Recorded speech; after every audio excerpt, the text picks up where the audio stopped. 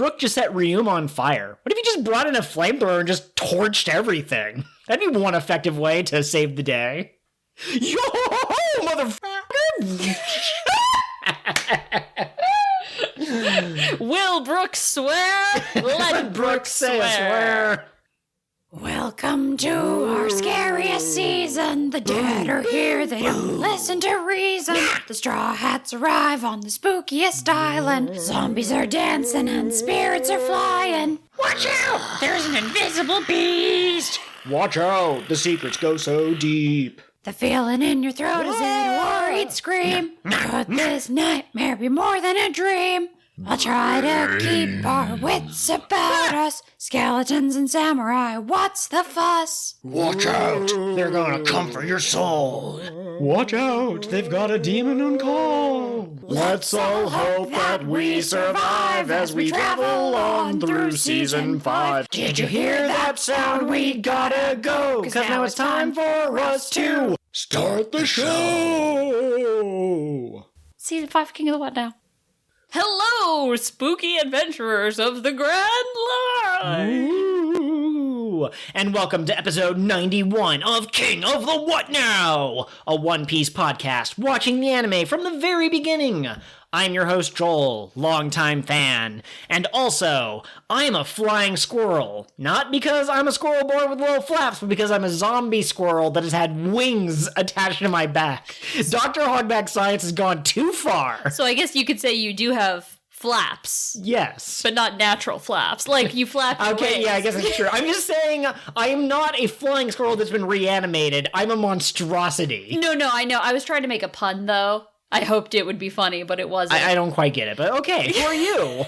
Random ghost who haunts my dreams? Well, I'm certainly not Kat, because she would never make a joke that didn't go over that well. No, I am. I'm Kat. I'm the ghost of the show, and I am also a ghost that makes everyone feel negative feelings as I pass through them. I want to be reborn as a sea cucumber.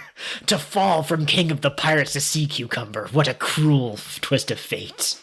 All right, let's get into chatting with the host. Joel, what are you reading, watching, listening to? Not a lot of everything. We had a little bit of a backlog for stuff that we need to do for the podcast, so mostly I've been focusing on that. I've been playing a lot of Animal Crossing. I finally got the Power Ranger, Kamen Rider masks, which are super awesome.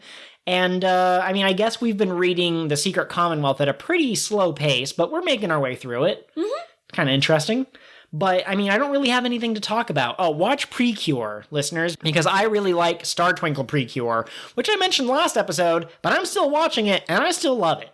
Cool. I love it even more now than I did last week. Has the quarantine madness set in yet? Yes. I am currently dancing around like a crab that's been fused with a monkey. That's not even a pun like flying squirrel. It's just two things. Big snippers and... tail? Yeah. I guess? Wiggly waggler. Okay. What have you been up to? I have been reading listening to the audiobook for Luckiest Girl Alive, which was suggested to me as a follow-up to Gone Girl. It was like, if you like the same spooky dark tone and unreliable narrator, try this. So far, there isn't much of a mystery, and there isn't much spooky darkness, but it is a bummer. So It has that in common with Gyllian Flynn. But I'm going to keep reading it. I'm hopeful that it picks up. I think that the main character committed a murder or was part of a murder, and they're just building up to the reveal that she committed a murder. And do you think that's going to be at the very end of the book, or do you think that's going to be like a mid-plot twist that changes the rest of the narrative? Yeah, I think it's going to be one of those midway reveals. Kind of like something that happened in another book that you have read and you're quite fond of. Yes, exactly. Okay. I've also been watching my Pre-Cure season, Kira Pre-Cure a la mode, and I'm still very much enjoying that. It's colorful, it's fun, it's got girls with animal ears. Like, you couldn't ask for anything else, except for a boy Pre-Cure in one of the seasons.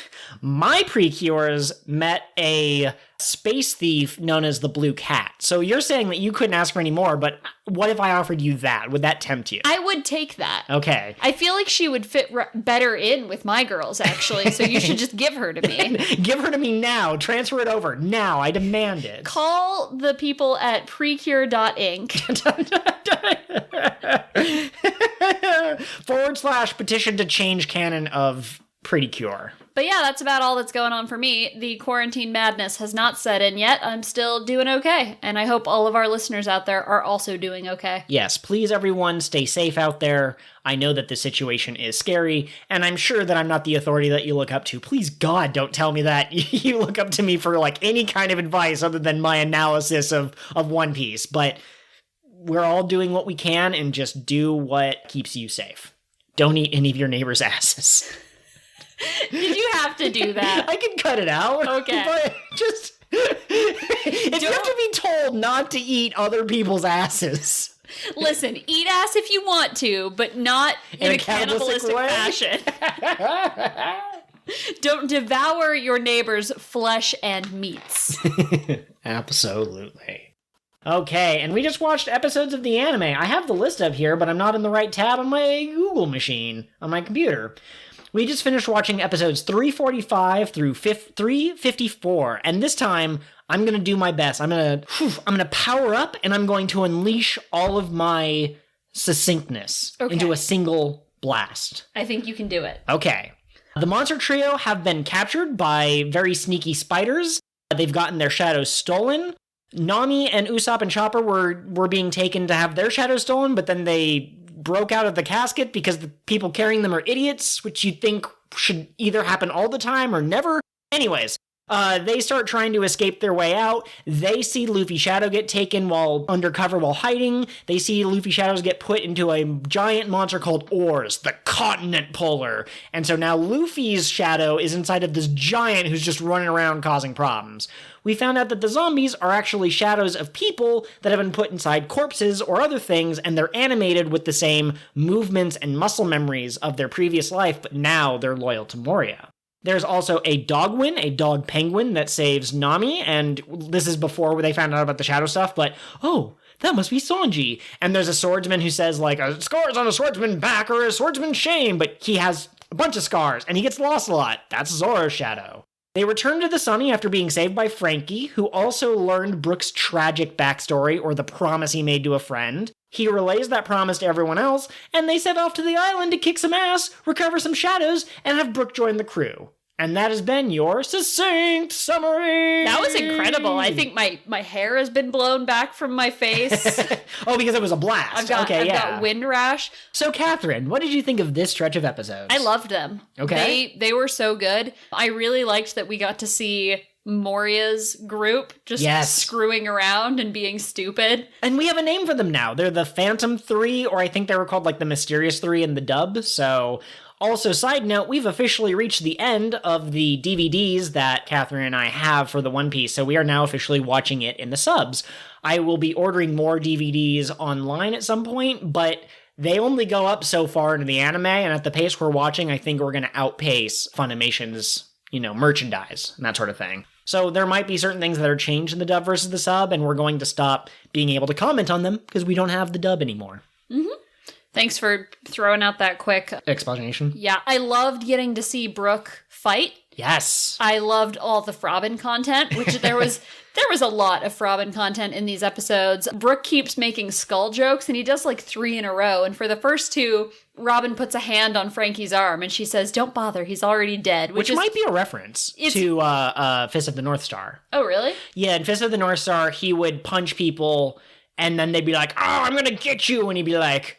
It's a famous Japanese phrase that like a lot of anime nerds can say in Japanese, but it basically means you're already dead. And then they go, "What?" or "Nani?" And then their head explodes because it's like a delayed effect. Interesting. And so a lot of people see Robin saying, "Stop, he's already dead." And they're like, "Is she a Fist of the North? Is she a Hanken?" I can't think it's called. Oh, see, I thought she was just saying like, "Don't bother. You're not gonna infect him." But on the 3rd stupid skeleton pun he makes, she's like, "Go ahead."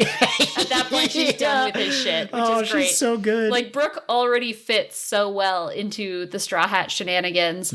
Hated the spider monkey that he killed. Monkey! No, it's just so annoying. What did you think of the debut of an in-canon song being sung by our pop idol. Oh, I love it. Honestly, Thriller Bark is probably my favorite arc. I used to say Alabasta was my favorite arc, but doing this rewatch, no. Thriller Bark is the best arc there is. It's very tightly told. It doesn't drag on for too long. It has fun, kooky characters who also manage to be intimidating, and it's got a skeleton who sings and has an afro and has a touching relationship with a whale.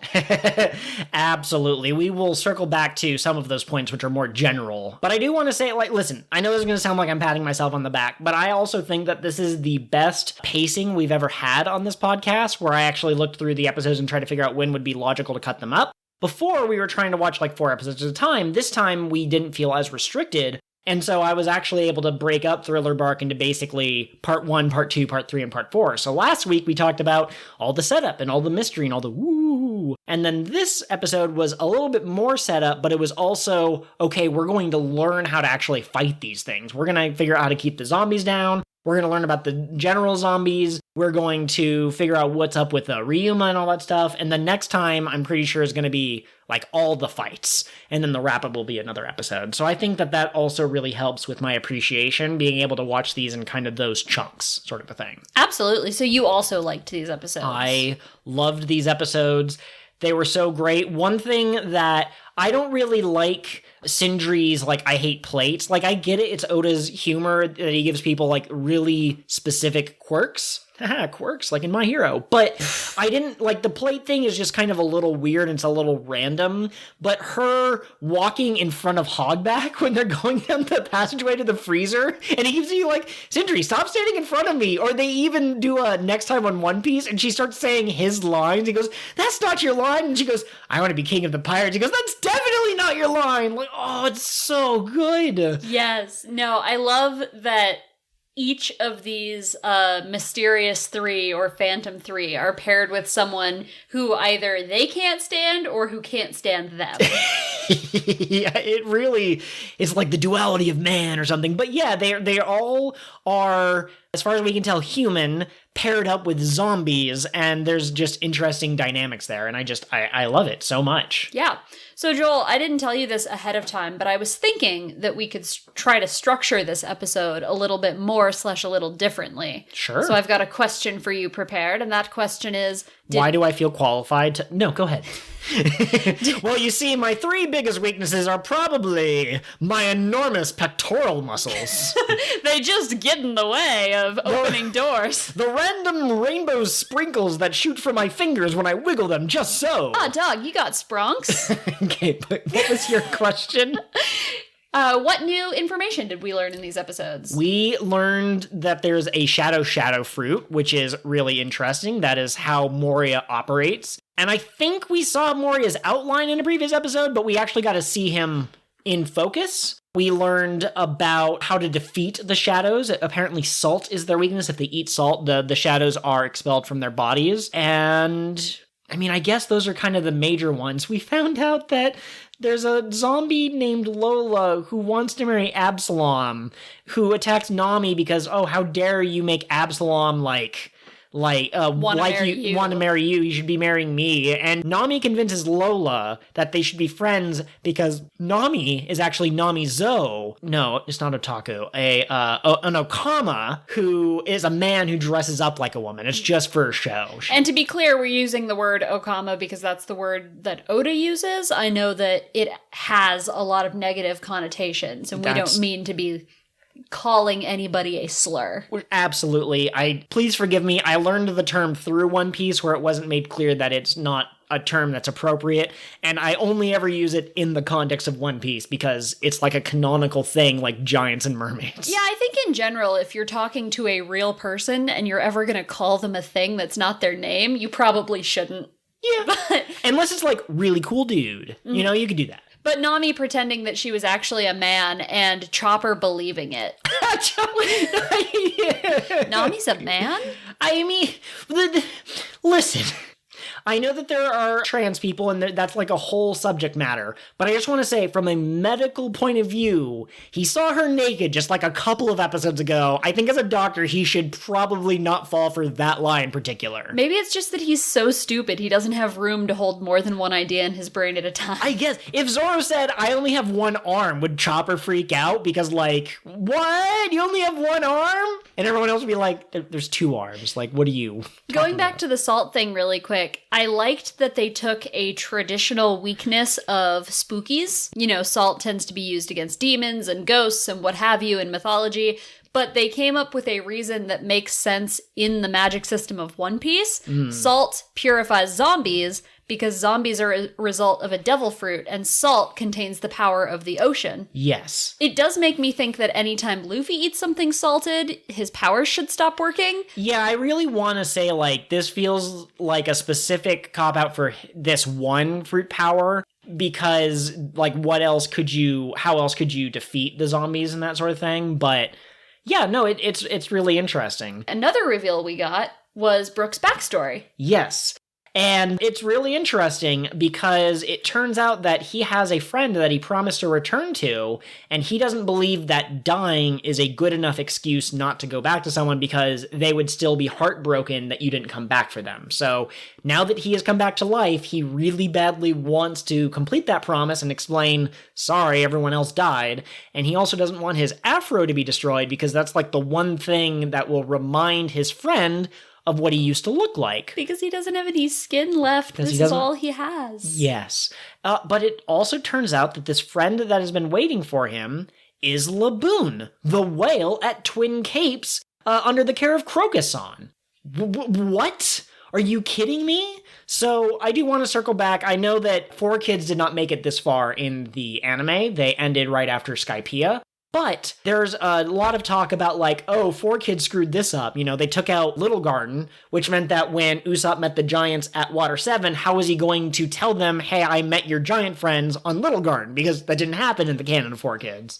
Zoro cut through steel. I guess that was a filler thing more than the 4Kids thing. But here's the other place where 4Kids would have kind of shot themselves in the foot without realizing it. They took the Laboon stuff out. They replaced him with an iceberg or something like that. And I'm not sure why. Maybe they thought it was filler, or maybe they thought, maybe violence against animals. Violence against animals. There you go. But once they got here, how are they going to? Was Brook going to have made a promise to an iceberg that got left behind? Like, come on, man. What do you think of Brook's promise? Oh, man. Well, first of all, we talked about this a little bit off mic, but I feel like the story of animal companion waits for their human to return after the human has passed on is a staple in a lot of anime and Japanese media, because that happened in real life. There was the dog who would go to the train station every day to wait for his owner to get off work, even after his owner left and never came back because he died. And so that's a very emotional story every time you hear it. Like, for sure. That kind of loyalty, I think, is something we all wish we had from our friends or family or pets. But it makes me happy that this sad whale, who we thought all of their friends died 50 years ago, no, he has someone who's still alive, who's trying to get back to him. And because Luffy doesn't seem like the type to give up on things, now Brook has a way to get back to Laboon if he's able to join Luffy. Oh, for sure. We already believed that Luffy would make it to the end of the Grand Line because he's the main character. And then as we learn more about his character, we learn why we want him to be the one to find the One Piece and not Moria or Crocodile or Eneru or something like that. But now that you have Brook, it just adds another level onto, yes, we want them to complete their journey because won't that reunion just be amazing? Yeah, it's beautiful. And even the flashbacks of Luffy, like, punching Laboon in the face and being like, I'm strong, aren't I? We're rivals now, so you can't hit your head anymore, because I'm going to come back and we're going to fight again. Like, even that got me a little teary, now that we know, like, here's Laboon's person. Yeah, like, Laboon was an interesting character when you first met him, and he has, like, an entire, like, mini island inside of his body that Crocus goes to, but it's more impactful now that we've met the other end of the relationship and we see how much it means to Brook. And I don't think that Oda has every single detail nailed down. There's a group of characters that we're going to meet in the next arc that I have it on good authority that Oda just made up the day before the chapter was going to go out, and they're really important to the story. So it's like, how was the story going to go before? But I think he has a pretty good general idea. There's a plot twist that he's known for a very long time now that only got revealed in the manga recently. But the whale being at Reverse Mountain, and there being a mention of friends of his that end up being Brook later, who we're now pretty sure, like, Luffy already asked him to join the crew, but now we have everyone else being like, he's going to join our crew. And so it's just amazing that Oda knew to put that little detail in there so that it could come back later. And that's why Oda is my favorite mangaka. I know that there are other mangaka that can do the foreshadowing thing, but I don't believe that I've seen it done as effectively or as thoroughly as Oda does. Well, because our introduction to Laboon was back somewhere around episode 100. Yep. And this is almost episode 400. Huh? So Absolutely. I don't know how that translates chapter-wise, but that level of foresight is really impressive. And, like, I can only imagine he must have, like, one of those boards with the strings that makes you look like a crazy person. I read somewhere once before, but I don't really get firsthand information about One Piece. Sometimes I mostly hear it through, like, One Piece YouTubes. But I heard that when Shonen Jump got a new editor, or maybe it was One Piece specifically got a new editor, Oda called them to be like, hey, here's my plan for the story, and apparently it took like 5 hours on the phone, is what I've heard. And it's just, woof. Have you seen his journals for the current arc and the arc previous? I don't think so. He has these super thick notebooks that he just filled with what was going to happen in these arcs and what are the major beats and everything. That's amazing. There are still theories to this day that have not been resolved that could be true or could not be true by people such as, Joy Boy or Tekking or whatever that relate to Laboon and Laboon's race. There's something that gets dropped at the end of this arc that has never come back, and everyone goes, what? And then what's the other one? Oars, too. Like, some people are like, why was Oars so special, or was there an entire race of giants or something like that? Absolutely. I feel like we get a lot of good world-building nuggets in this arc that can be expanded upon later, and I'm looking forward to seeing all of those get hit if they do. Absolutely. Let me circle back really quick, too. Another small piece that we learned from Oars is that, according to Moria, he's the only one to have ever gone down in history as a devil, in quotation marks, which is interesting because there's devil fruits and also the letter D, devil starts with the letter D. But apparently he was he was a berserker from 500 years ago, so strong they could move entire continents on his back. So, Here's a theory for you. Go ahead. What if devil fruits are born from devils, like these people with immense, personalities? So, or moved mountains. Maybe he made the earthquake fruit. Oh, yeah, he had maybe. So much energy. That's where his spirit went when he died. I really like the idea that devil fruits relate to personalities in some way, but I can't really go into more detail because I would be citing examples from later in the anime. That's fair. Manga. One other reveal that we got was somebody said that the same devil fruit power can't exist twice. Yes. And that might be the first time that that's been confirmed in canon. Yeah, I wrote that down. We've mentioned on the podcast before, like, oh, there can only be one devil fruit. But now that I think about it, I can't remember when that was canonically stated. It might have been stated earlier. My knowledge isn't perfect. But yeah, when Usopp mentioned that to, I think he was running with Nami and Chopper, and he said Brook ate the return fruit. So the zombies can't have eaten the return fruit. So what's going on here? And that might be the first time we have canon that, could you imagine if there were multiple gum fruits or multiple, fire fruits? You would probably see a specific pirate crew that was just the same fruit for all of its members, and they just go around, and anytime someone eats their flame fruit, the main flame pirates come up, and they're like, you gotta join us, it's just what's expected. Otherwise, someone's gonna have to eat you. I assume if you wanted a devil fruit that someone else had, you could eat them. Yeah, I mean, I don't think that you could, put a vacuum against their belly button and suck it out or anything like that, but, I mean, maybe. It's One Piece. That seems like the kind of wacky thing that... Absolutely. I want to circle back real quick to Brook's backstory. Sure. You mentioned that the reason he is so protective of his afro and the reason he can't let it get damaged is that it's the only thing Laboon will recognize him by. Absolutely. Because his afro looked like Laboon, and so they were even closer than Laboon and the rest of Brook's crew. But Brook was a musician. Wouldn't Laboon recognized him if Brook played him their song? I mean, probably at the same time. Yeah, that's actually an excellent point. It could be more symbolic. This is Brook holding on to a piece of his old life. I actually at one point was wondering, like, is that the last vestiges of his humanity? And it kind of is. It's like one of the only things that's left to him. You can replace a violin after it gets broken or something like that, and maybe he doesn't even have the original violin, but that's something that's related to him and it won't grow back.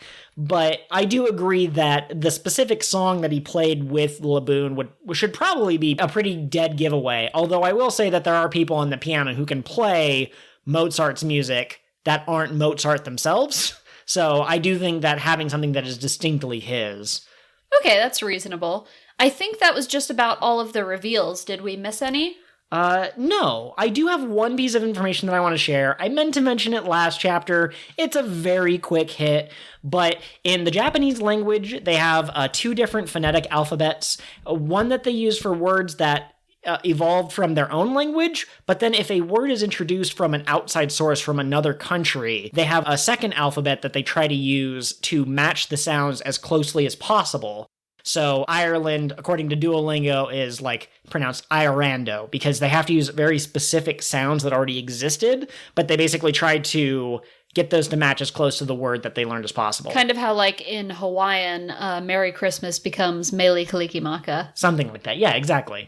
So the Japanese word for zombie is zombie, I'm pretty sure. And so that was the years before I tried to learn Japanese. I was watching this arc for the first time, and I don't usually listen to the Japanese very closely, but it was the narrator, and he was saying like, "Ore wa desu wara zombie wa," and I was like, "What? What?" And I asked my friend who was studying Japanese, and he was like, "Yeah, zombie and pound are the 2 that I know of, but there's a lot of them that are like that." My favorite, since you're studying Japanese now, are not the random words in English or that sound like English words, but the Dutch. Because, like many people my age on the internet, I was very into Bill Wurtz's History of Japan. Sure. And he talked about how there was a lot of trade between the Dutch and the Japanese when the Japanese didn't really trade with anybody else on a global scale. And so they must have picked up a lot of Dutch words, and that just tickles me. Oh, it's so fascinating because, like, the French do not pronounce the S in Paris. They say Paris. But we as Americans and English speakers usually say Paris. But because Japan tried to emulate the pronunciation of it, you get Paris, and there's no S sound in there, even though they do have a S sound that they could have added if they wanted to. Very cool. And I think the Netherlands is like Orondo or something like that, which is... I don't know where that comes from. I looked it up a couple weeks ago and I've already forgotten it. This has been your do language lesson. Don't forget to log into Duo or the Duo. The Duo Owl will find you. He'll be under your bed. You'll hear the gentle crunching of his potato chips, and when you look down, he'll go, "Can you name these in English or in French?" And when you go, "No," he'll kill you. Wow, that's been your copy pasta segment of the day. We're in the spooky arc. I feel like I can be a little spooky. Did you have any favorite quotes or moments from these episodes? I did already bring up the Sindri stuff. I really liked the Dogwin that we later find out is Sanji. He defies the other zombies, which to me kind of... it indicates that Moria's power isn't absolute. Like, he couldn't take the soul of, say, like, Gold Roger, the greatest pirate who ever lived. I think if you took his shadow and put it inside of a zombie, I don't know if it would listen to Moria. And if you took, like, Aokiji from the Marines and put it inside and you're like, all right, you're going to be a pirate now, I don't know if the zombie would listen necessarily. But that's fascinating. He's like the logical progression of Foxy. Foxy's like, I'll make you a bet. If you lose, join my crew, but you'll have your free will. Moria's like, nah, get out of here. I just want your power and I want your personality, but I don't want you talking back. You're gonna forget your life, join my crew, be a zombie. It's gonna be rad. Oh man, do these zombies have like autonomy? Do they have their own thoughts? It's going to be interesting to see what happens. If I were completely new to the series and I saw the way that Luffy's zombie oars tried to stretch. He's like, oh, I could have sworn I could stretch. And he was like, hey, Sanji, feed me. Wait, I don't remember what Sanji is. I would wonder if Oda was setting up a remember who you are situation where like Nami and Robin can, I don't know, seduce is the wrong word, but if they could somehow convince Dogwin to like join them, and then maybe his shadow would go back to Sanji of its own volition. Okay. And then, but Zoro's, I don't know if it would come back unless you just kicked its ass. You'd have to be like, I'm strong, join me. I just feel like killing the zombies, if once they're separated from their person, they have free will, it makes me feel bad. You've killed a person. This person was trying to live their zombie life. Although when Brook was talking to Ryuma, the zombie that has his shadow, he did say, you belong with me. You belong under my feet. Yes. Which was equal parts creepy and, you know, like, kind of cool, I guess. Yeah, absolutely.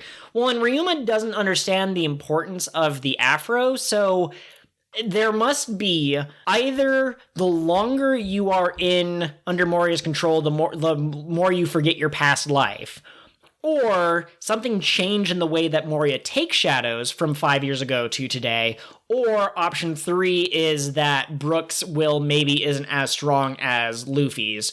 But it's interesting that we have these 3 monster trios that act so much like their counterparts, but seem to be rebelling against Moria, and Ryuma is this, like, servant lapdog almost, like, I serve Moria and Hogback and no one else. Or, no, Absalom and no one else. For sure. One of my favorite parts of these episodes was Moria was explaining that he tries to match powerful shadows to powerful bodies. Yes. Because when you combine 2 powerful things, you get something even stronger. So he put Luffy's shadow in the body of this giant among giants, and he put Zoro's shadow in a swordsman's body. He didn't look like a particularly strong swordsman. He already used his samurai corpse for Brook. But Moria said that he captured some random blonde guy without a bounty who's not on the Straw Hat crew because Sanji's wanted poster is wrong. And so he didn't have a bounty. He gets stuffed into the body of this little penguin shit. A penguin with a dog face. A dogwin. It's so good. I just realized that there are 2 small things that I did not mention that are kind of important. Absalom managed to kidnap Nami and used his invisibility powers in order to hide from Usopp and Chopper, and there was like a strong scent in the air that prevented Chopper from chasing after them. And so we also have to rescue Nami, and it seems like she is being set up to go to this monster's wedding. So that's no good. And then the other thing is that Absalom seems to have some power related to shockwaves or like psychic fire or something. We got, as far as I remember, 3 instances of this. When Sanji's Dogwin started being like, I will protect that lady, Absalom's like, you don't want to mess with me. I am Absalom. And he held out his hand and it blasted Dogwin back and he like slammed into a wall. He's like, it hurts. When Luffy was crawling away, we should talk about that because it was a great scene, but when Luffy was trying to escape, Absalom held out his hand again and Perona went, no, we're inside. Like, his attack would be so powerful. I'll take care of it. And then when the weakest trio were running away after seeing Oz wake up, Usopp and Chopper both like kind of burst into flames and fell down the stairs because they'd been attacked from behind by Absalom. So that doesn't really seem like an application of the invisible fruit unless he's throwing like cannonballs that are invisible, but the motion that he makes doesn't really lend itself to like projectiles. Or maybe he has, like, some kind of a dial, like from Sky Island? Maybe his actual power is refracting light, and so he just bends the light in such a way that it's like an ant under a magnifying glass. Oh, yeah, maybe. I'm not sure. When it hit Sanji, it didn't seem to have anything related to flames, but when it hit Chopper and Usopp, they burst into flames. And you said maybe the flames were added as a dramatic effect. I don't know. I didn't read the manga for these chapters, but I'm just saying that's another mystery that people who are new to the show will be like, I wonder what that is. Yeah, absolutely. One other quote we have written down is from Robin, and it's generally hard to keep strong warriors in line. Yeah, I wrote that down because it's interesting. They're hypothesizing about like why Moria's doing what he's doing, this, that, and the other thing. And she decides that the easiest way to get a giant like Oars to follow your command is to get a shadow that's obedient to you and put it inside of it. Okay, kind of mind control-y in that respect. But here's the thing, and this goes a little bit into future knowledge a little bit, but if Luffy's gonna be king, a king rules over people, and there's a lot of strong pirates out there, Crocodile, and I guess Eneru wasn't really a pirate, but Eneru is an enemy, and the other 7 warlords of the sea, and these 4 Yonko mother flippers, right? And so I think it's interesting, how is Luffy going to get strong warriors to band together underneath him? But he already has several strong crew members, and he's already gone to other places and gotten other people to fight with him, including the Shandorians, and including Vivi, and including Cricket and his 2 monkey friends, and including... So it seems like maybe Moria is I'm gonna dominate you, but Luffy is like... do what you want, but you're going to follow me because I'm so gosh dang charismatic. I was going to say, I think it comes down to a difference in philosophies. Luffy can be king of the pirates and have these strong warriors following him, not because he, corrals them into doing what he wants, but because the king of the pirates is the freest man on the seas. So Luffy does what he wants and people can do whatever they want. Yeah, so that's why I wrote down that quote. Are we ready to get into more general... No, I said we had to circle back to the cage thing. Would you like to narrate that scene, or should I narrate that scene? I'll let you do it. You seem very tickled. So it turns out that there's a network of little tiny spiders that have thread that's stronger than iron, and they're quote-unquote impossible to detect, and I have problems with that. But they're very fast, they're very hard to see, and they capture their opponents, bring them to Moria. Moria steals the shadow. Luffy is in this cage because Moria wants to gather everyone to watch the presentation of Orz's resurrection. So Luffy's in the cage, and the generals start bickering with each other, which is, you love to see it. And then they look over at the cage, and the cage has been chewed through by Luffy. The 3, Lock, Stock, and Barrel, whose names we learn in these episodes, but who cares? He's knocked them aside, even though he's bound up, and he's caterpillar crawling away. And he's just like, you'll never catch me, f***ers. And they're like, dude, you're crawling. We're definitely going to get you. And Perona produces ghosts from her hand, so I guess we have confirmation that they can live inside of her body, or she creates them. And Luffy gets hit, and this time, he doesn't want to be reborn as a clam. If he's reborn, he wants to be reborn as a sea cucumber. So it's clear that Luffy's definition of worst possible life is thing under the sea that can't really swim. Invertebrate. Sad, lumpy invertebrate. Sea cucumbers are actually pretty cool, by the way. They come in lots of colors, and they're neat to look at, but not to touch. I don't like the way they go squish. Okay, and that's been your fascinating aquatic facts. I just meant it's interesting that Luffy has said 2 different negative things, but it wasn't the same negative thing. Yeah, no. Clam and then sea cucumber. Do you think that's a digression in mental state, or do you think they're on the same level and he just means I want to be reborn as a nothing animal? I don't know. Did he get hit by multiple ghosts the second time, or was it the one? I know 3 chased after him. I think it was just one. I wonder if the buff stacks, and if you got hit by 100 of them, if you would just die of depression, or not even say anything. It's too much effort to even speak my thoughts. Those ghosts seem so happy for things that cause people to be that sad. Negative. Oh, I love them. Oh, good. I love those ghosts. I love Perona. It's partially because she's cute. I will fully admit that. But she's also not as much of a creep as Hogback and Absalom. Absalom is the fucking worst. And Hogback is, he's attaching alligator parts to hippos and mustaches, and he's putting hands on elephants. What a monster. Perona is mean to Bearsy, but other than that, she doesn't quite have the same flaw. She's not as abhorrent of a person. Mm-hmm. They're all kind of a little nasty, but I would say Perona's the best, and then Hogback. I had to remember his laugh first. And then Absalom is way under sea level with several of Perona's ghosts in between. Yeah, I want Hogback to get punched and slapped and hurt, and I want all of his zombies to be taken away, and I want to see him be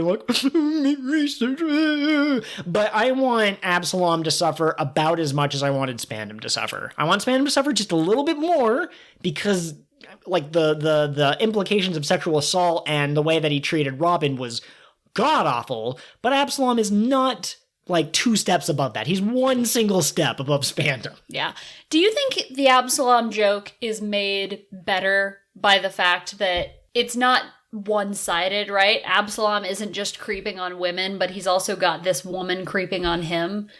Or do you think that's worse because the woman who wants to marry him that he has no interest in isn't, traditionally attractive. Yeah, I don't really know how to get into that. I will say that as much as people, I don't know. Maybe we should save this discussion for the end of the arc, since we get more Absalom bullshit ahead. Yeah, but it's interesting because, like, if Absalom attacks women in that kind of sexual way, that's misogyny or whatever. But if Oda depicts a woman as being so depraved for love that she would, like, kill another woman, I think that would actually fall under more misogyny because of the way that this woman is being depicted, even though in the canon it's a woman attacking a man, which some might argue shows like he's picking on equal genders equally or whatever. But I'm not really interested in having this discussion unless we wanted to set aside a specific episode where we went through and talked about as much of the series in an overarching umbrella as we could. I think that's fair. I just figured if we didn't mention it at all, people would be like, why didn't you mention Thing? I will say that in general, I really love One Piece, and I think it's funny, and I think it's a well-told story. And so the moments that are uncomfortable for me, I don't always say, like, this makes it the worst series ever, Oh, sure. Because absolutely. They're not such terrible, offensive jokes that they wipe away all of the good things for me. Yeah, absolutely. I would also like to say that, a lot of times when we go into a new arc, there's a lot of speculation about, like, oh, is this the person who's going to fight Luffy? Is this the person who's going to fight Zoro? Luffy is not usually we know who he's going to fight, but everyone else, it's like, okay, which one's the swordsman? Who's Zoro going to fight? And then sometimes you get Chopper and Usopp teaming up. Sometimes you get Chopper losing to I think his name was, and then Zoro kind of stepped in. So I'm curious as to how Absalom's going to go down, because Nami has saved herself from Absalom twice now. She kicked him in the balls the first time, and she electrocuted him with the climb attack the second time. She turned Lola to her ally by being like, oh, I'm a man, and also I'm going to tell you that you need to be more aggressive. I'm going to turn an enemy into an ally. But Sanji's also getting riled up, so I'm curious if I were watching this from the beginning and I didn't know what was going to happen next, I would wonder, is Nami going to save herself and Sanji will show up and be like, oh, I thought I was going to save you, and she'd be like, I don't need no man. Are they going to team up where they both contribute to the fight? Is Nami going to try to save herself and Sanji's the one who has to white knight save her? Or option 4, which is kind of like the first option, is Nami going to beat him but be so tuckered out or so injured that, like, the low-level zombies could get her and then Sanji will save her? I like the idea of a Sanji-Absalom fight, so I think the best scenario for me would be if Nami got to fight herself free, if she saved herself, but if ultimately fighting and defeating Absalom is something Sanji did, like to give her cover as she ran back to the summit. Sure, like she incapacitates him long enough to get out, but, maybe he's just so strong that, what she's using isn't quite enough, and Sanji's the one who delivers the final blow. Mm-hmm. I would love a combo attack against Absalom. I love when the Straw Hats are paired up and they help each other and they can overcome specific weaknesses by relying on each other's strengths.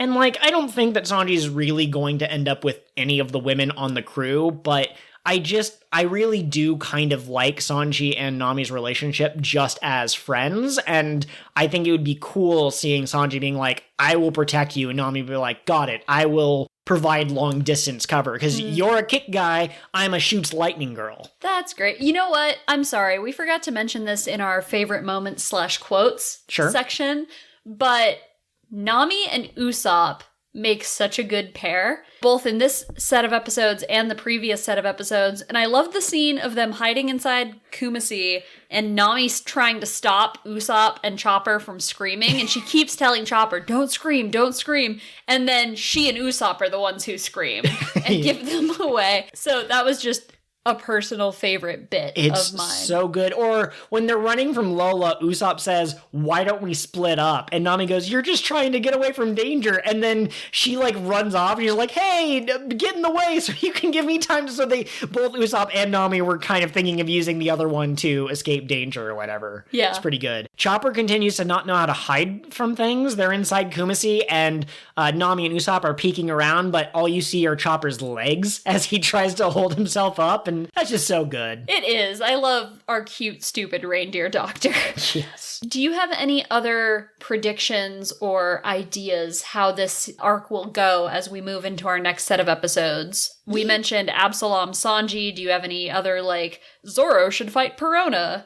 I mean, Chopper and Hogback has clearly been pretty well set up. I don't know if he will have assistance, because I do also want to point this out, we have the Mysterious Three, we have Moria, and we have Ryuma, and I guess now we have Oars as well. But that's only 6, and we're now looking at a crew of 8 plus Brook, and so how's it going to go down? I mean, Oars is giant, so maybe everyone will fight him, and maybe Zoro will solo all of the zombie generals, but... Not zombie generals, the Mysterious Three. But it's interesting because I think you're going to have to see some 2-on-1 fights. There's not really anyone for Frankie to fight. Like, what kind of opponent would you give Frankie? Other builders? I mean, honestly, the spider monkey, probably. Like, why? Because it's weird? Well, it's weird, but also, like, something that can construct elaborate traps as they're fighting. Okay, yeah. I like the idea of Frankie fighting someone else who can build really well or demolish really well, and they just spend the entire time, like, building and deconstructing around each other. But, yeah, so I don't really know if personality-wise it really makes sense to speculate any further. Like, who can fight Perona who creates ghosts that depress people?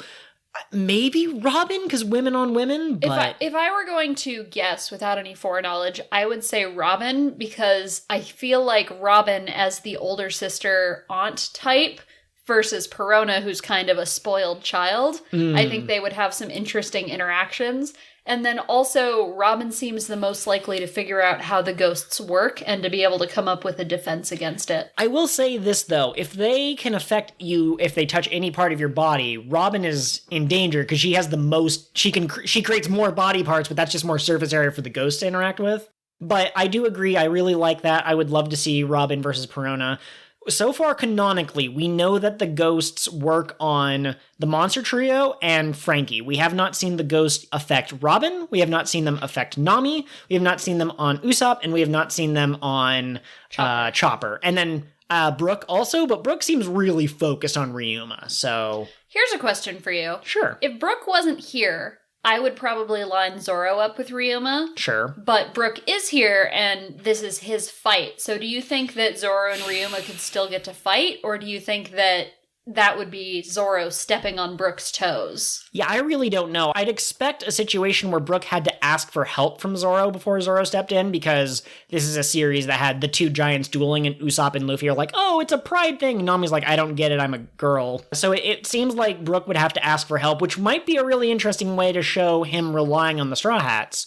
Maybe he's, like, knocked out and Zoro runs into Ryuma without even realizing that it's Brook's shadow. Or maybe Zoro shows up and he gives Brook some knowledge from the sidelines that helps Brook win. But I don't really see Zoro fighting Ryuma at this point. It doesn't quite make sense.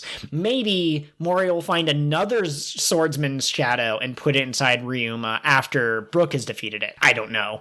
Logically, I don't think it makes sense for anyone other than Brook to fight him, because that's a man's fight, baby. You know what I'm saying? Hello, Frankie. Welcome aboard. Okay, I do want to talk about one other thing related to, pretend we don't know what's going to happen next. We saw that Sanji was unwilling to kick a woman and even turned against the other zombies. We now know that Zoro and Luffy's shadows have been taken. What weaknesses do they have that you could exploit, do you think? I mean, both of them are pretty dumb. Except for when it comes to battle. That's true. You know? I just feel like you could distract a Luffy zombie with, like, there's a ton of meat over there. Okay, you can have it if you want. Luffy rushes into things, so maybe his zombie would, like, run headfirst into a trap without thinking about it. They just have to create a giant pitfall big enough to capture a giant. Yes, exactly. Zoro's could get lost really easily. Okay. I like the idea of maybe like Zoro zombie demanding to fight one-on-one with someone, and so they were able to use that. But yeah, it's interesting because I would say that one of Luffy's, it's not really a weakness, but I guess you could construe it as it, but like he cares about his friends, so if they told Oz that his friends are in danger, maybe they could trap him that way or get him to look the other way. But he doesn't remember his crew, so I don't think that you could say, hey, Oz, this person you care about, because Oz literally doesn't have anyone he cares about at this point in time. But we also had he almost ate some food with some salt on it, so maybe they'll end up outsmarting him that way. But it also seemed like all the other zombies were very wary of letting him eat salt, so... Yeah, 6 in one hand, half a dozen in the other. So, let me ask one more question related to this. If Moria took your shadow and put it inside of a corpse, we're not going to try and figure out what sort of Mario, like marionette, he would put your shadow in. Oh, but that's why they're called that. But why do you... What kind of traits do you think your zombie would exhibit? That people would go, oh, it's Cat. So I actually think this would be better if we did each other. Okay. So what do you think my zombie would exhibit? I think bringing up interesting facts about the subjects that really interest you, such as aquatic animals or crocodiles, are among the top, or maybe baking facts. That sort of thing would identify you. But yeah, I think it's more like intellectual things that would kind of identify you. Like, what things would your zombie be drawn to study, more so than like personality traits. Laughs at her own jokes is a pretty good one. Gets stuck in a book and stops responding to things that are being said to her. Yeah.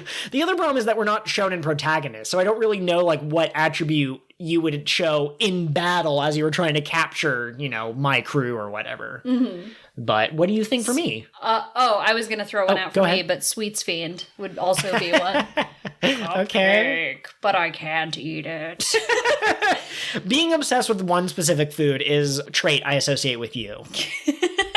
For you, I have a couple. Okay. So one would be just like ranting about anime facts. Okay. Specifically, One Piece, but also sometimes Bleach, sometimes Naruto. Takes a lot of naps. Okay. Could be another one. Sure. And like me with the sweets, just like wants all the snacks. Give me popcorn.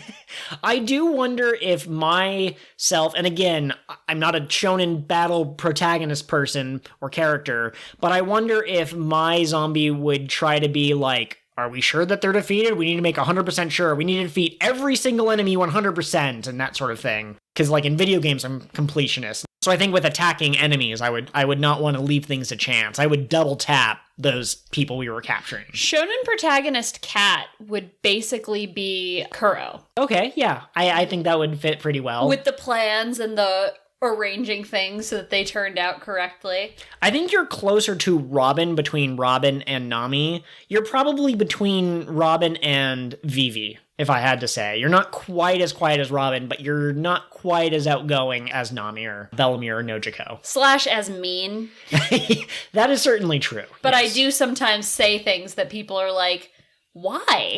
Just like Robin. So it all works out. Okay. We've got one last discussion thought question here, and that's actually going to lead us into our thoughts from the crew on Twitter. Absolutely. And I certainly want you to be the one to broach this topic. Oh, excellent. Okay. So Brook as a swordsman is very interesting. Because assuming he joins the crew already has a swordsman, and their swordsman is Zoro. So what is their relationship to each other? It's mentioned in one of these episodes. I think it was actually one of the episodes from the previous chunk. But a master swordsman can walk 3 paces while humming before his target realizes they've been cut. Yep. Which is a technique that Brook is very good at, and that his shadow has even surpassed him at.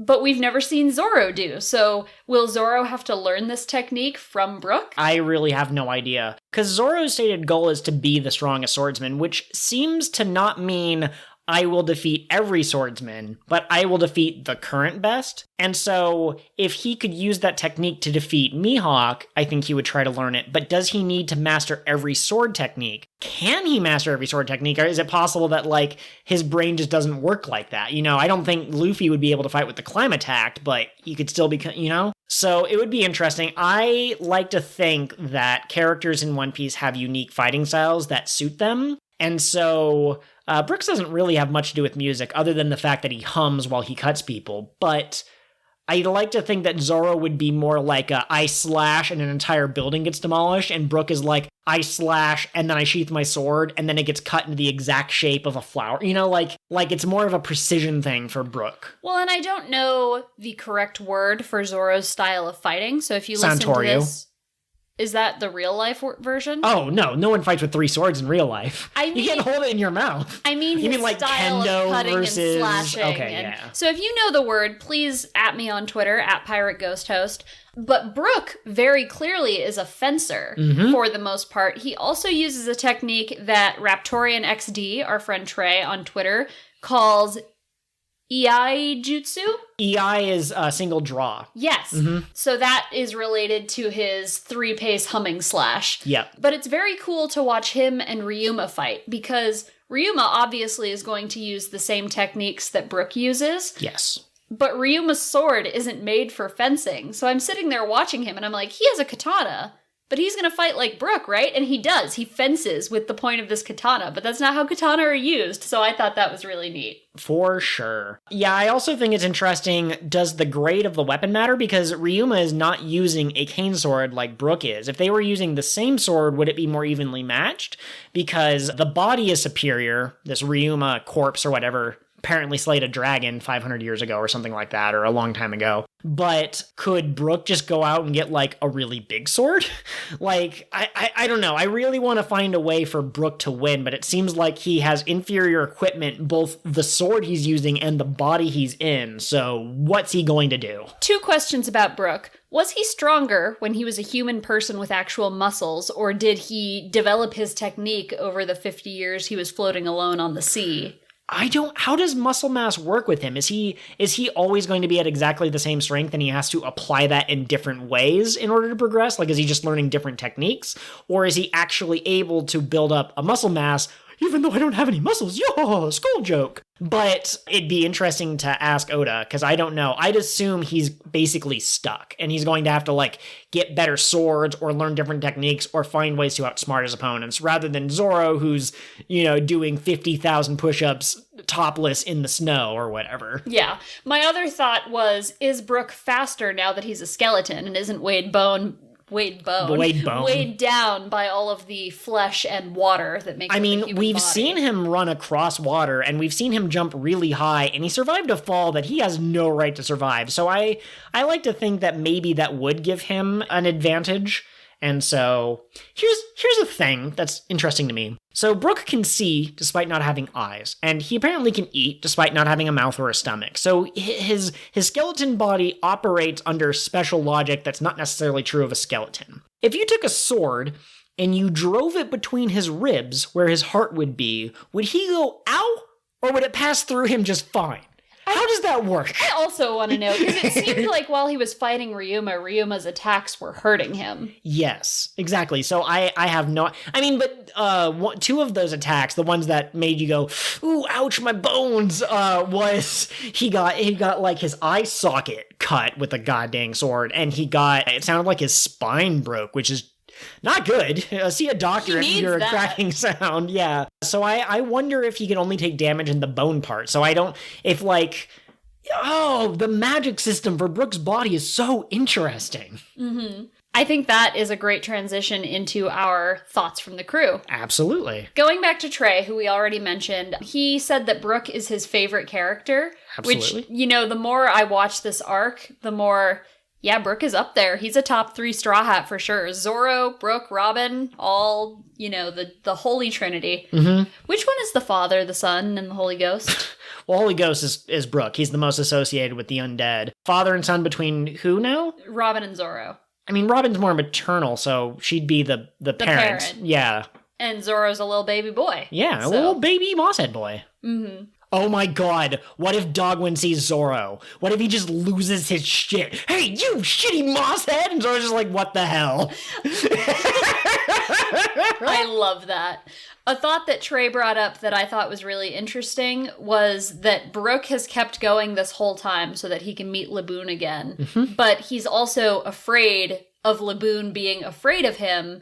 And even though he knows his dream might be for nothing, he's refusing to give up on it. Absolutely. He exudes Straw Hat energy in a way that Frankie and Robin initially, when we first met them, didn't necessarily seem to be the case. They eventually came around, Nami too, but just from the get-go, like, Oda wanted you to be rooting for Brook every step of the way. Oh, absolutely. Trey also pointed out that when Brook is fighting against Ryuma, he's clearly outmatched, but he's still trying because he needs his shadow back to fulfill his dream of meeting Laboon again. Is this a little bit like a certain aspect of Madoka Magica where characters can't give up because if they did, they'd give into despair, and that's like the death of the magical girl? So maybe Brook has to sort of deny himself, and even though he knows it's impossible, he has to keep trying, because if he gives up, he really will just let it all go. Frankie even said that he would have killed himself if he was in Brook's shoes. So yeah. No, Brook's story, I think, is probably the most emotional of all the Straw Hats. The first time you and I were going through this series together, you made a joke about, like,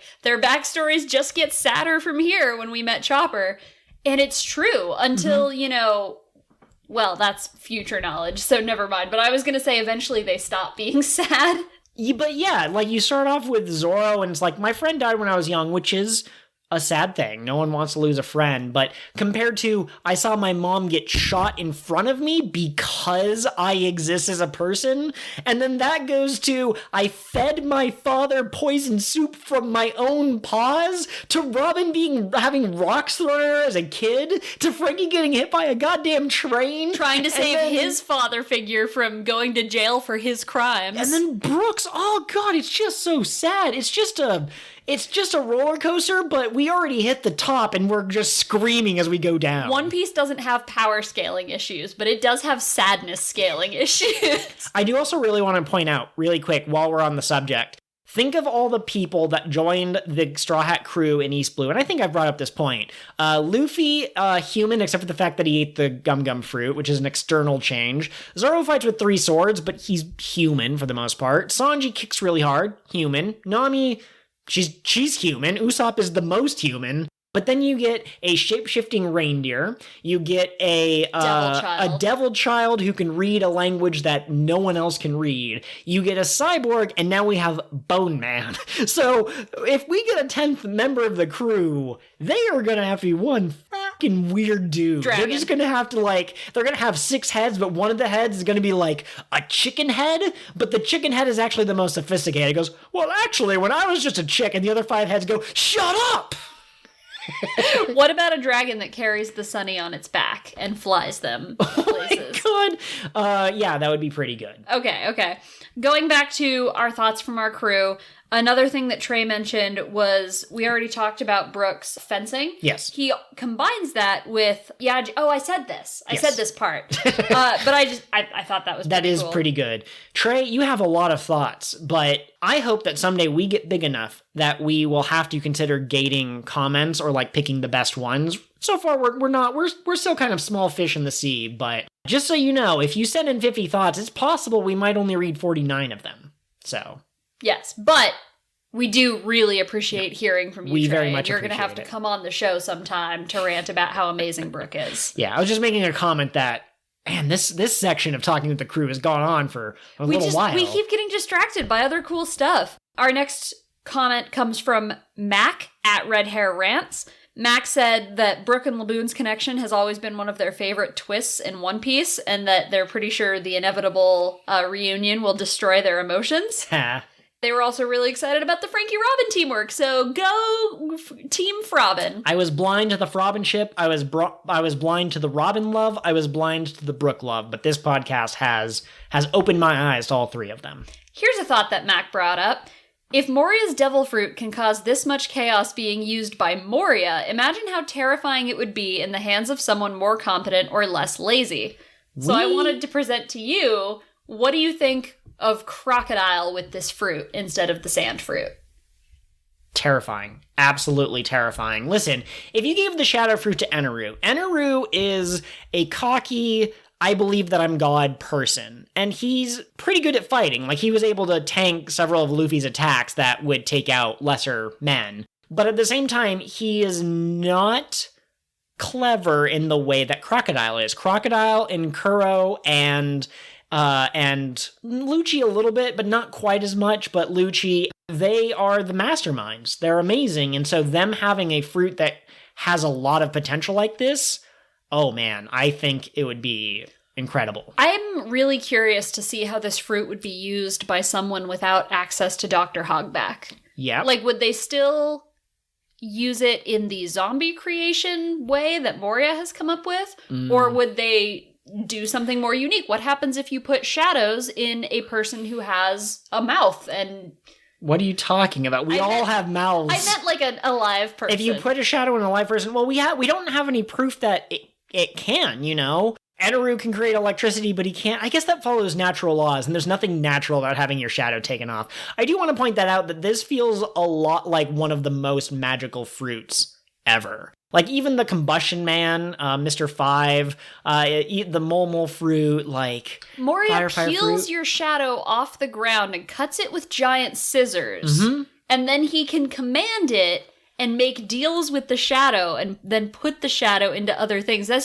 It's a very strange power, and I do think that it could be used to really great, weird effect. It could. We need more detail about how it works before we Can he put two shadows inside the same thing? Are there other ways to use the shadows like you initiated? Does it have to be scissors? If you eat the shadow fruit, does a giant pair of scissors just appear before you like a keyblade and you go, I have been chosen? Yeah. Did Moria already have those? Were those his preferred weapon? Oh my god. What if he takes the shadow off of someone like an ally? Like, oh, I'll take my swordsman, who's like the most amazing swordsman in the world. I'll take off his shadow and I'll put it inside of another swordsman. I'll have two amazing swordsmen. What if he does that in the middle of the day and his swordsman just explodes because they're in the sun? He's like, oh no! I ruined it! Yeah, so that's very interesting. I love the shadow fruit. It might be my favorite fruit, but it's just one of those unknowns that we're only going to see Moria use it because there can only be one fruit power.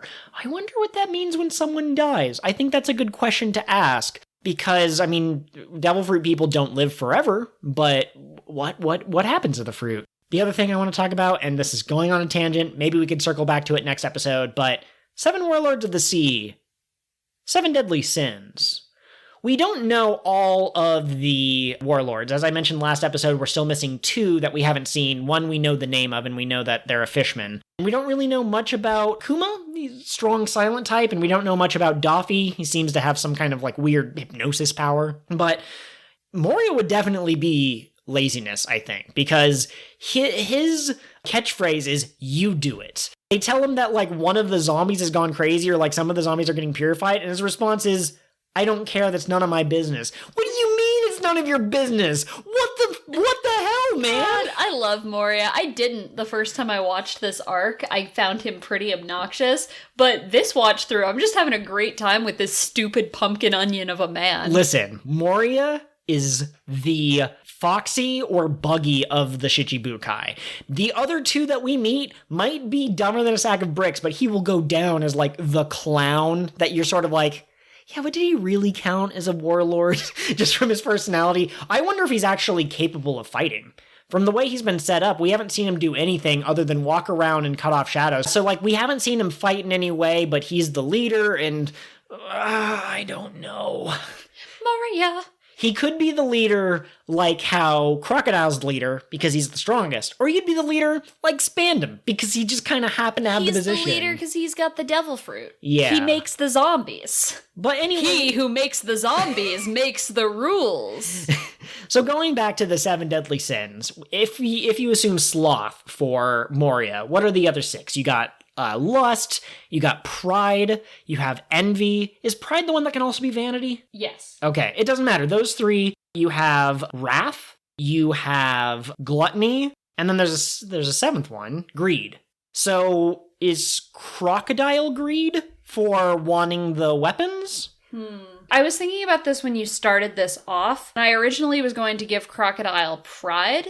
But Mihawk. Then, well, Mihawk, but I think Mihawk is wrath. But what I'm going to give Crocodile instead is I'm going to give Crocodile envy.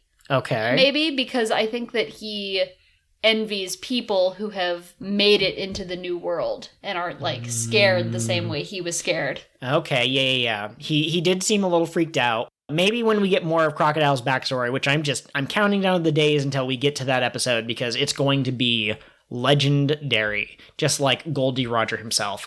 But So you really think wrath from Mihawk? I'm not seeing it very much. He seems really, like, calm and collected. Maybe if he gets really upset and he cuts a mountain in half. My boy. Yeah. My man. My love. He cut a ship in half. Because he was bored. Oh, because he got woken up from a nap. He got woken up from a nap. Okay, so Is maybe... that not the most wrathful shit you've ever heard? I would do that if I had the power to cut ships in half. You've seen how grumpy I am in the mornings. Okay, so we can all agree that lust doesn't fit any of these three. Not so far. Maybe Doflamingo, he seemed like he exudes horny energy He's a little bit. He's a tonguey boy. No? Oh my God. Bad to say. We do have one more thought from the crew. Okay. And that is from, oops, I can't see their @ because their username is long. That is from @GameApartment1C. And they wanted to know our predictions on the reunion between Brook and Laboon. What do we think that's going to look like? That is an interesting question. There's some foreknowledge that comes into play, but it's from a cover story that I don't think was put in the anime. But I believe it's implied that the island whale, or whatever Laboon's race is called, I believe that there's a group of them that also have scars on their foreheads, even though they don't have the same backstory as Laboon, which is interesting because it implies that either they're all getting abandoned at different points by different crews that are saying that we'll come back, or it means that for some reason all these other whales are motivated to smash their heads against the red line. But the red line is like this giant impossible obstacle, and you have to get over it, and it separates the different blues, and also Sanji's dream is the all blue. So there are some theories that the red line has to be destroyed. Okay. If the red line is destroyed, then I imagine that the reunion will be Laboon and Brook and the entire world celebrating the reunion, and Brook's reunion is just going to be a microcosm of that. If they get reunited because they make it all the way to the final island, and they go back up Reverse Mountain, or however that works, I can't remember, I think they've explained it, then it will just be an amazing party, and it might be part of, like, the epilogue. But I don't have any other specific thoughts. I think it's just going to be Brook crying a lot, and Laboon going, like, Brook, really loud. Brook will make some comment like, my eyes are welling up with tears. Not that I have any eyes. And then they'll cry together. Laboon will go, wah! Yeah. No, I agree. I've mentioned before on the podcast that I really do think a major piece of the endgame for One Piece is going to be... We're in the endgame now, Sanji. Reference joke. Is going to be the red line being destroyed. I think the red line is an important symbol of how the world government is keeping the different blues separated and controlling which information gets around and controlling how people travel, because if you have to cross the red line, then you're not likely to go from one sea to another unless you're really determined, like Luffy and them. I love the idea of Laboon coming to them or meeting them halfway, and Brook hears his call over the horizon and is like, could it be? And then Brook starts playing and Laboon surfaces, and there's like a freeze frame of music playing as they're joyfully... The one thing that I will say to that is it seems like Laboon has waited 50 years where he is, so I don't quite understand how Laboon could decide to embark on its journey. There would need to be some kind of change, and I'm not saying that someone couldn't go to Crocus and Laboon and Reverse Mountain and what's it called, Twin Capes, I think, but I just don't know who would be motivated to do that. Laboon has been trying to get over Reverse Mountain, though, so he can go find them, and he hasn't succeeded. That's why he has all those scars in his head. So if Reverse Mountain suddenly crumbled to dust, he would immediately go out to find them. But I assume that Reverse Mountain will get crumbled to dust as the Straw Hats are on the other side shooting it with a big screw-off cannon. So I see what you're saying. If it did get destroyed, he would probably go and try to travel to the Grand Line, but at this moment in time, there's no change taking place. That change could be someone tells Laboon, your people need you, and he's 50,000 miles that way, but somehow you can save him, or that change might be the Reverse Mountain just goes boom. Yeah. But who knows? The power of whales will drive him. The power of whales is today's sponsor, and that has been Final Thought. Outro goes here. Thank you, everyone. Next episode, we will be watching episodes 355 through 364, and if I did my math correctly, that will be the showdowns. Who will defeat Sindri's plate? Who will set her heart free? Bye, everyone. Thanks for listening. I actually wanted to talk to you. Do you think maybe you could put the Foxy plushie down for a second? No! Get away from him. When you squeeze him, he says, beep, beep, beep, beep, beep. His name is Lil Foxy, and he's a delight.